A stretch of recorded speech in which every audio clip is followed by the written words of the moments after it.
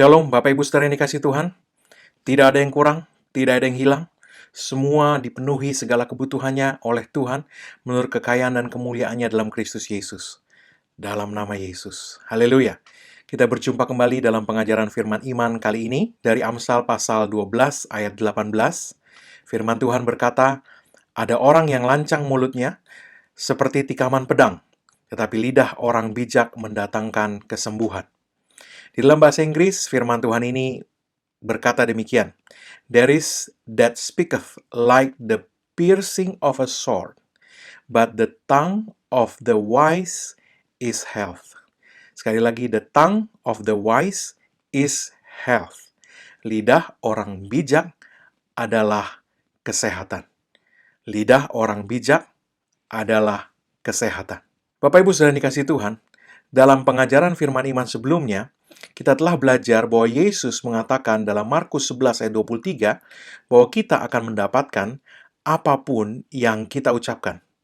Dan dalam Matius 12 ayat 37, Yesus juga mengatakan bahwa perkataan kita menentukan apakah kita mendapatkan hukuman atau pembenaran, kebaikan atau hal yang buruk, berkat atau kutuk. Perkataan menyembuhkan atau membuat sakit. Perkataan meruntuhkan atau membangun, perkataan mendatangkan hal yang baik atau buruk bagi kita. Bapak Ibu Saudara yang dikasih Tuhan, kalau kita melihat Amsal 12 ayat 18 di atas, kita melihat bahwa firman Tuhan mengajarkan bahwa ada kesehatan dan kesembuhan di lidah kita. Yesus berkata, kita akan mendapatkan apapun yang kita ucapkan. Dan firman ini berkata, kesembuhan, kesehatan ada di lidah kita. Jadi, ucapan kita akan mendatangkan entah kesehatan atau sebaliknya bagi kita. Secara ringkas sebelumnya, saya sempat menyampaikan bahwa perkataan kita itu terbentuk dari apa yang kita pikirkan, yang kita renungkan, mungkin datang dari apa yang kita baca atau kita pelajari, dan kemudian itu membentuk di dalam diri kita suatu keyakinan, suatu kepercayaan yang kemudian keluar dari ucapan kita, dalam ucapan kita.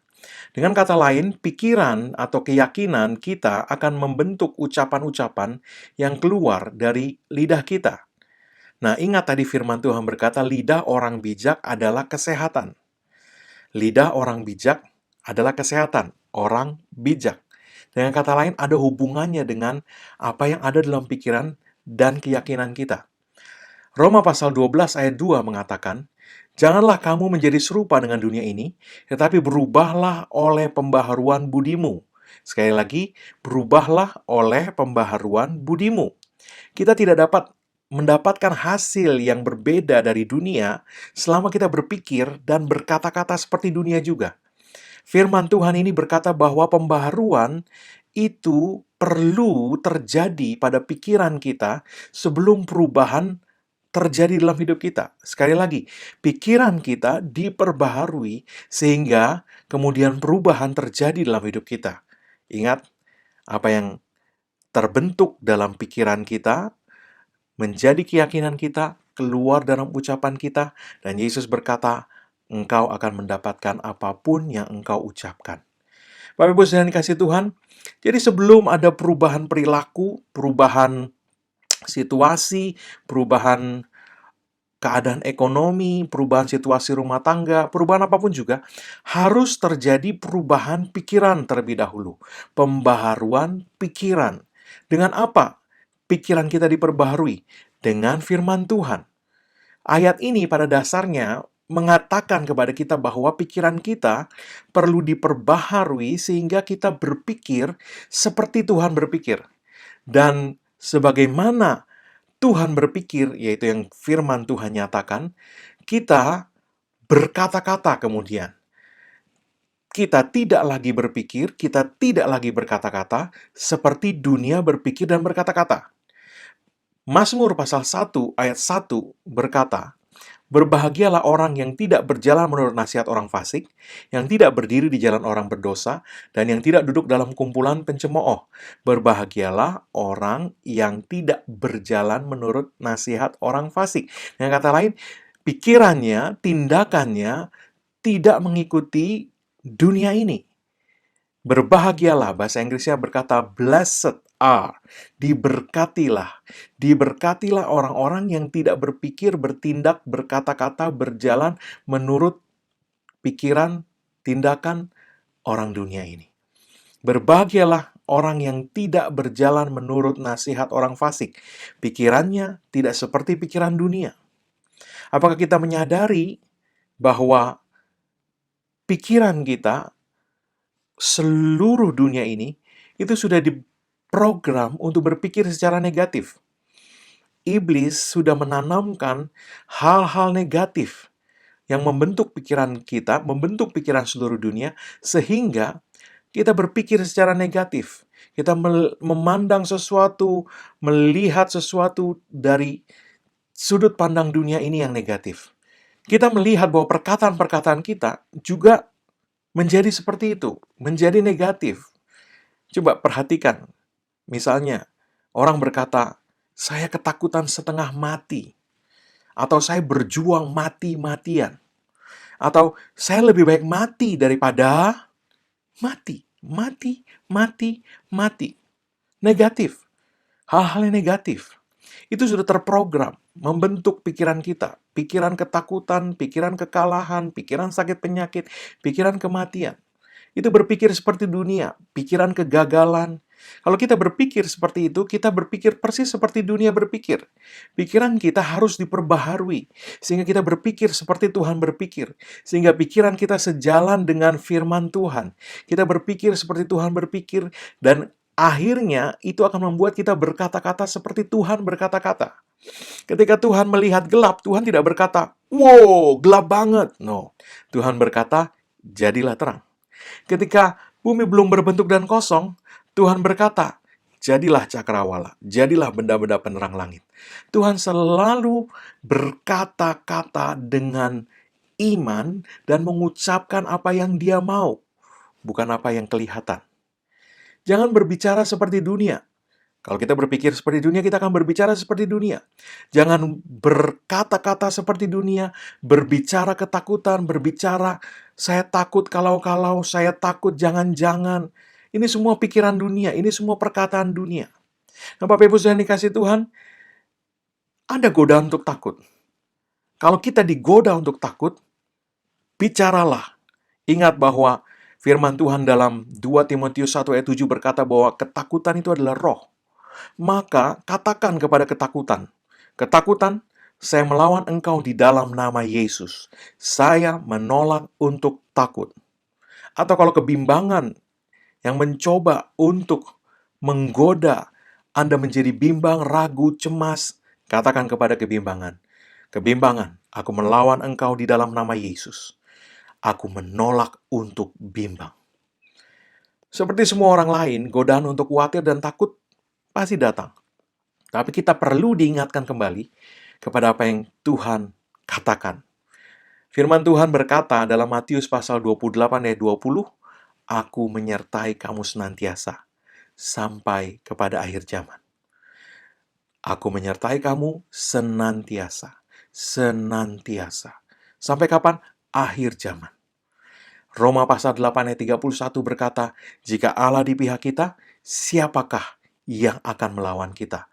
Kalau Allah, if God is for us, who can be against us?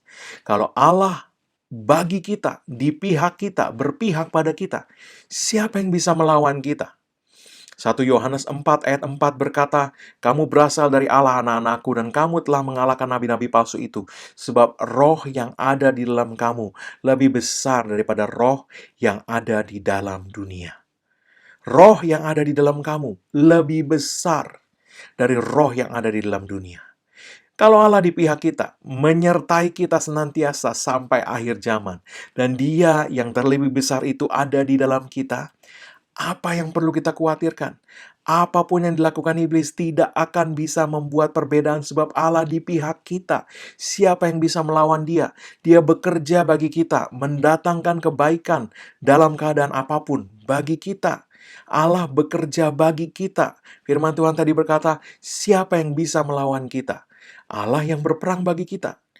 Kita dapat berkata kepada situasi apapun, saya akan mengatasi kamu. Di dalam nama Yesus, kalaupun saya tidak mengatasi kamu, saya akan memutari kamu. Kalaupun tidak memutari kamu, saya akan berjalan menerobos kamu. Sebab dia yang terlebih besar itu ada di dalam diri saya. Dan dia ada di pihak saya. Dalam nama Yesus. Bapak Ibu Saudara yang dikasihi Tuhan, dia yang terlebih besar ada di dalam kita. Roh yang terlebih besar daripada roh yang ada di dalam dunia ini ada di dalam kita. Dia menyertai kita senantiasa. Siapa yang ada di dalam dunia? Iblis. 2 Korintus 4 ayat 4 berkata bahwa iblis adalah penguasa dunia ini. Tetapi roh yang ada di dalam kamu lebih besar dari roh yang ada di dalam dunia. Dengan kata lain, roh yang ada di dalam kamu lebih besar dari iblis, si penguasa dunia ini. Roh yang ada di dalam kamu mengatasi sang penguasa dunia. Roh yang ada di dalam kamu membuat Anda ada di atas sang penguasa dunia, yaitu iblis. Haleluya! Bapak Ibu Saudara yang dikasihi Tuhan, apalagi yang ada dalam dunia? Dosa. Tapi firman Tuhan berkata bahwa dia yang terlebih besar daripada dunia ini, daripada roh yang ada dalam dunia ini, itu ada di dalam kita. Dia telah menaklukkan dosa dan menyelesaikan dosa, dan dia lebih besar dari kuasa dosa. Itu sebabnya Ibrani pasal 9 ayat 26 berkata, dosa sudah ditaklukkan oleh dia yang terlebih besar yang ada di dalam diri kita. Apalagi yang ada dalam dunia? Sakit penyakit. Penyakit ada di dalam dunia. Penyakit tidak berasal dari Tuhan. Penyakit tidak ada di sorga. Di sorga tidak ada sakit penyakit. Di sorga tidak pernah ada sakit penyakit. Dan tidak akan pernah ada sakit penyakit di sorga. Dan Yesus berkata, untuk kita berdoa, jadilah kehendakmu di bumi seperti di sorga. Dan Yesus berjalan keliling, berbuat baik, menyembuhkan semua orang yang dikuasai iblis. Semua orang disembuhkan oleh Yesus. Dan Yesus berkata, supaya kehendak Bapa terjadi di bumi seperti di sorga. Jadi di sorga tidak ada sakit penyakit. Dan Allah mau bahwa kita juga mengalami hidup yang seperti itu. Di bumi seperti di sorga. Oleh bilur-bilur Yesus, kamu sudah sembuh. Dan Dia yang terlebih besar itu, Sang Penyembuh itu, yang oleh bilur-bilurnya kamu sudah sembuh itu, ada di dalam kita. Kita perlu menyadari kebenaran ini dan berkata-kata sesuai dengan kebenaran ini. Apalagi yang ada dalam dunia ini? Masalah, kesukaran. Tapi Yesus telah berkata dalam Yohanes 16 ayat 33 bahwa Dia telah mengalahkan dunia. Dan Dia yang terlebih besar itu ada di dalam kita. Dia yang telah mengalahkan dunia ada di dalam kita. Dia yang telah mengalahkan dunia ada di dalam kita. Bapak Ibu Saudara yang dikasihi Tuhan, apalagi? Situasi yang sulit, situasi yang mustahil? Yohanes 17 ayat 11-18 berkata bahwa sekalipun kita ada di dalam dunia, kita tidak berasal dari dunia ini.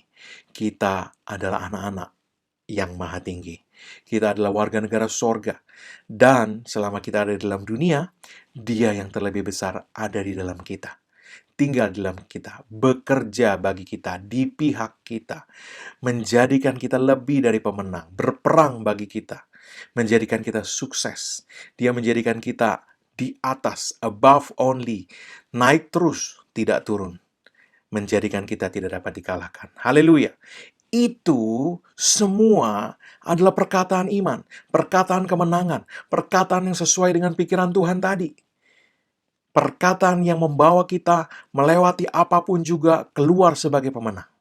Perkataan iman. Nah, Bapak Ibu Saudara yang dikasihi Tuhan, selama bertahun-tahun kita diajari iman. Kita didorong untuk percaya kepada Tuhan.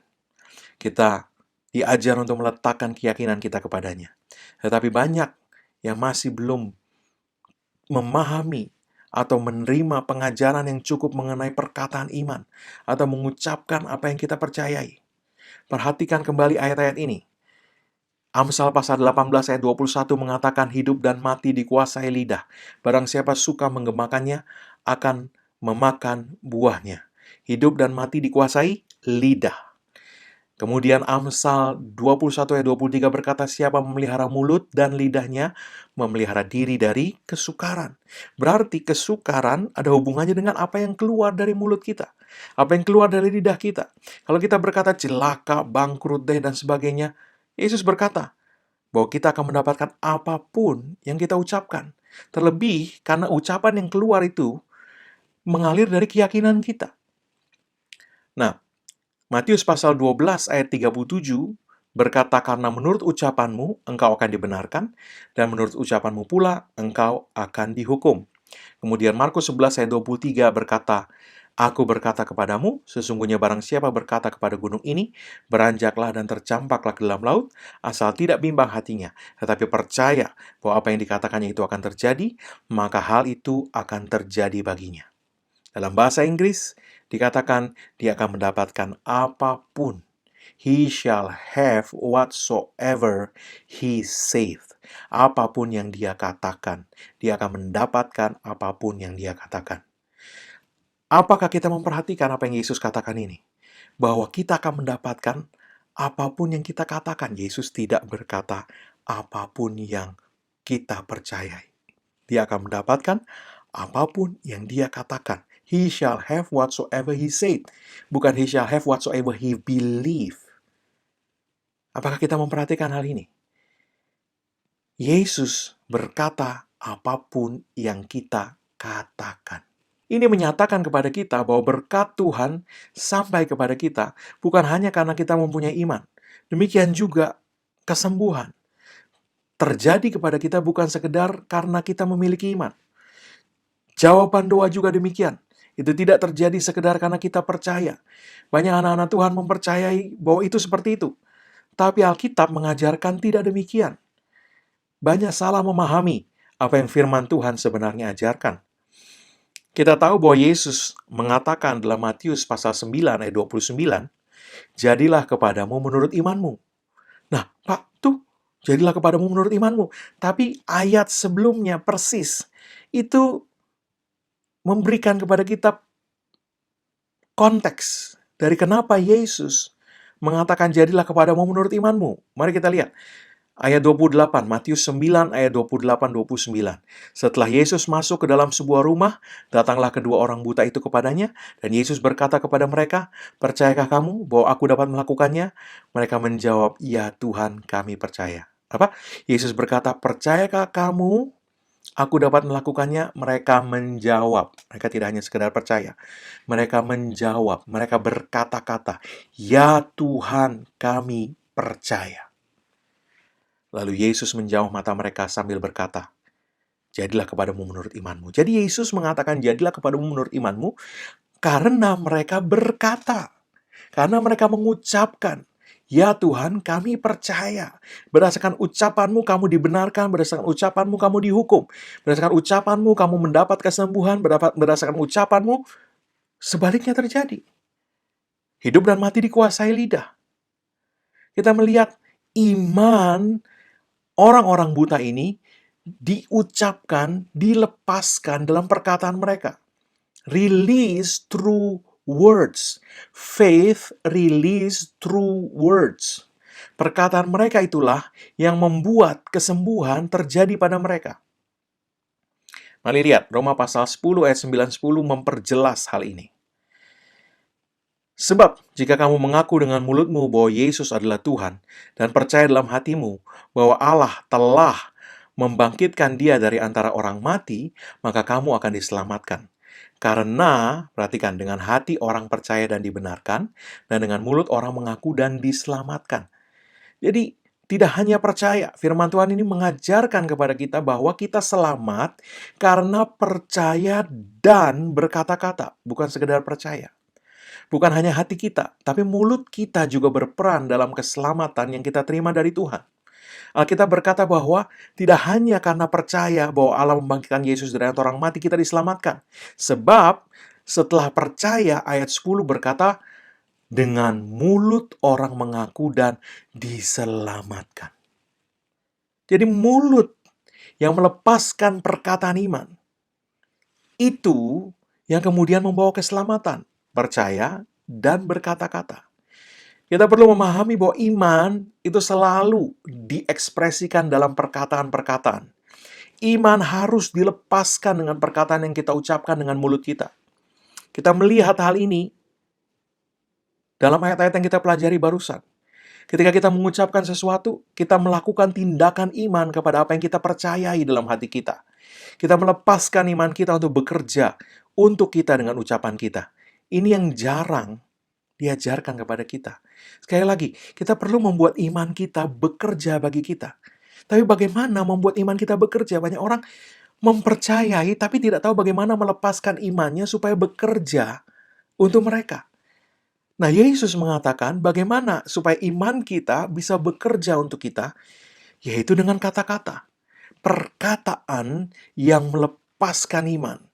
Itu yang kemudian akan mendatangkan kuasa supranatural Tuhan dalam hidup kita. Kita perlu memahami bahwa perkataan ini penting sekali.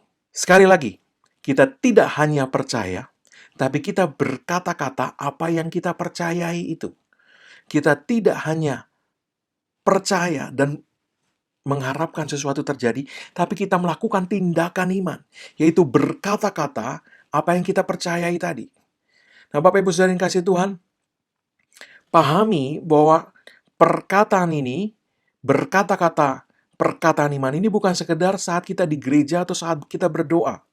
Tapi dalam perkataan yang kita ucapkan sehari-hari, dalam hidup kita, di rumah, di kantor, di sekolah, dan lain-lain. Perkataan yang kita ucapkan sehari-hari.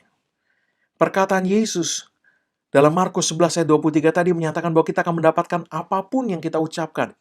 Ini berarti bahwa kita tidak akan menerima lebih daripada yang kita katakan. Nah, Bapak Ibu Saudara yang kasih Tuhan,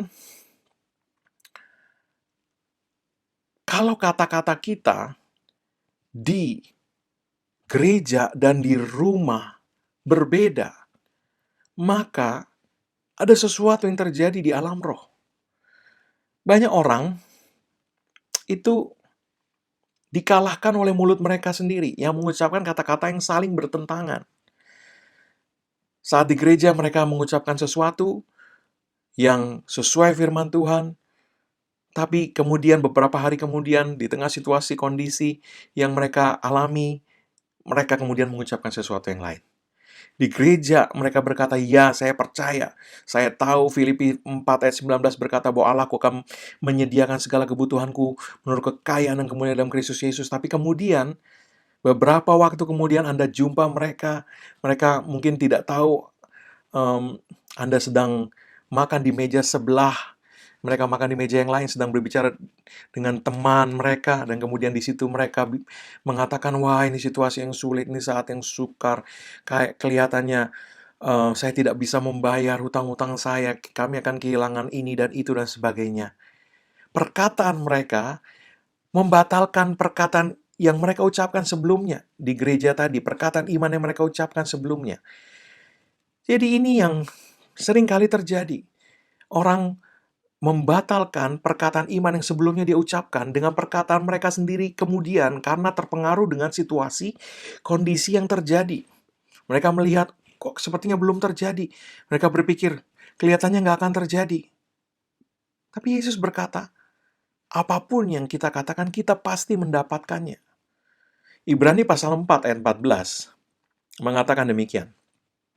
Karena kita sekarang mempunyai imam besar agung yang telah melintasi semua langit, yaitu Yesus anak Allah, baiklah kita teguh berpegang pada pengakuan iman kita. Sekali lagi, baiklah kita teguh berpegang pada pengakuan iman kita. Baiklah kita teguh berpegang pada pengakuan iman kita. Dalam bahasa Yunani, arti sebenarnya adalah marilah kita teguh berpegang kepada mengucapkan hal yang tetap sama. Pengakuan yang tidak berubah, pengakuan yang sama, hal yang tetap sama yang kita terus ucapkan. Teguh berpegang pada mengucapkan hal yang sama. Jangan pernah menyerah. Memang nggak mudah. Ini memang tidak mudah. Tetapi inilah yang firman Tuhan dalam 1 Timotius 6 ayat 12 sebut sebagai sebuah pertandingan. Itu pertandingan iman. Kita tidak bersaing dengan anak-anak Tuhan yang lain. Wah, mana yang lebih ini dan itu. No. Tapi kita bertanding dalam sebuah pertandingan iman. Kita perlu bertahan di dalam iman kita dengan cara terus mengucapkan hal yang sama. Dalam pertandingan iman ini mungkin kita perlu bertahan terhadap laporan panca indera kita, terhadap masukan yang datang bertubi-tubi dari sekeliling kita yang mengatakan hal-hal yang masih belum berubah nih, masih begini juga, atau bahkan tambah buruk nih. Keadaan di sekeliling kita mencoba menerpa kita, menjatuhkan iman kita, sehingga ucapan kita berubah. Jangan berubah. Marilah kita teguh berpegang kepada pengakuan iman kita. Marilah kita teguh berpegang mengucapkan hal yang tetap sama. Bapak Ibu Saudara yang dikasih Tuhan, di kali yang lain, mungkin kita perlu bertahan terhadap ucapan orang-orang di sekeliling kita. Mereka mengucapkan hal-hal seperti terlalu sulit, mustahil, tidak mungkin. Jangan pernah menyerah. Sekali kita mengatakan perkataan iman dari firman Tuhan, jangan mundur dari itu. Apapun yang mungkin orang di sekeliling kita katakan, bahwa itu terlalu sulit, mustahil, tidak mungkin, apapun juga, begini, begitu, dan sebagainya, jangan mundur dari perkataan iman yang kita sudah ucapkan dari firman Tuhan tadi. Bapak Ibu Saudara yang dikasih Tuhan, jangan biarkan kata-kata kita sendiri mengalahkan kita sendiri. Terlalu banyak orang mencari orang lain untuk melakukan hal ini bagi mereka. Tapi orang lain tidak dapat melakukan hal yang saya katakan ini. Buat kita. Mereka mungkin berdoa untuk kita, tapi jika kita kemudian mengucapkan sesuatu yang bertentangan dengan apa yang mereka doakan, maka kata-kata kita membatalkan apa yang mereka doakan. Ini berkata bahwa kita perlu bertanding dalam pertandingan iman kita ini. Bertahan pada pengakuan iman kita. Orang bisa membantu kita mendoakan kita, tapi pertandingan iman itu adalah pertandingan iman kita sendiri. Kita perlu bertahan dalam pengakuan iman yang sudah kita nyatakan sebelumnya. Tidak merubah kata-kata kita. Terus memperkatakan hal yang sama. Dia yang lebih besar ada di dalam diri saya. Dia lebih besar dari sakit penyakit. Oleh bilur-bilurnya saya sudah sembuh. Sang penyembuh itu tinggal di dalam diri saya. Dan dia adalah di pihak saya. Dia berperang bagi saya. Oleh sebab itu tidak ada sakit penyakit. Tidak ada yang bisa mengalahkan saya. Saya sudah disembuhkan oleh bilur-bilur Yesus dalam nama Yesus. Sekali Anda mengucapkan itu, jangan merubah ucapan Anda. Terus bertahan dengan perkataan itu. Perkataan kita membuat kita naik atau membuat kita turun. Perkataan kita sangatlah penting. Kita perlu menyadari hal ini. Dan kemudian mempergunakan perkataan ini untuk bekerja bagi kita. Secara aktif mempergunakan perkataan kita untuk bekerja bagi kita. Apa yang kau nikmati hari ini adalah buah dari perkataanmu dahulu. Sebab hidup dan mati dikuasai lidah, dan barang siapa suka mengemakannya akan memakan buahnya. Apa yang kau katakan beberapa bulan atau beberapa tahun yang lalu, buahnya yang kau makan hari ini. Apa yang kau katakan hari ini, buahnya akan kau makan beberapa waktu, bulan, minggu, tahun ke depan. Oleh sebab itu, buat perkataan iman, dan jangan mundur dari perkataan iman itu. Apapun yang situasi kondisi dipakai oleh iblis untuk melontarkan cobaan untuk membuat Anda kehilangan iman dan keyakinan, jangan menyerah. Pertahankan iman Anda dengan firman Tuhan, terus memperbaharui pikiranmu, sehingga kata-katamu terus bertahan, tidak berubah, berpegang teguh kepada pengakuan iman yang sudah engkau buat sebelumnya. Kita perlu mempergunakan perkataan iman kita untuk bekerja bagi kita, membangun kesuksesan untuk kita, membangun kesehatan bagi tubuh kita dan anggota keluarga kita, membangun rumah tangga kita dan anak-anak kita, membangun hal-hal yang kita mau terjadi dalam hidup kita. Perkataan kita membuat pagar sekeliling hidup kita. Kita tidak akan menerima lebih dari apa yang kita ucapkan. Sebab Yesus berkata, apa yang kita ucapkan adalah apapun yang nanti kita dapatkan. Oleh sebab itu, jangan sampai perkataan kita membatasi masa depan kita, membatasi masa depan anak-anak kita. Kamu gak akan pernah deh, kamu gak akan pernah jadi seperti ini, kamu gak akan pernah berhasil. Ucapkan, kata-kata iman yang bersumber dari firman Tuhan. Kamu akan naik terus dan tidak turun. Hasil ujianmu akan lebih baik kali berikutnya. Kamu pasti berhasil, kamu pasti sukses. Sebab firman Tuhan berkata Dia yang terlebih besar ada di dalam kamu. Amin. Mari Bapak Ibu Saudara yang dikasihi Tuhan, angkat kedua tangan Anda. Saya akan berdoa berkat buat Anda. Sepanjang minggu ke depan, Tuhan kiranya melindungi setiap kita, Tuhan memelihara kita, dan orang-orang yang kita kasihi dari segala bahaya, celaka, malapetaka, kecelakaan, tragedi.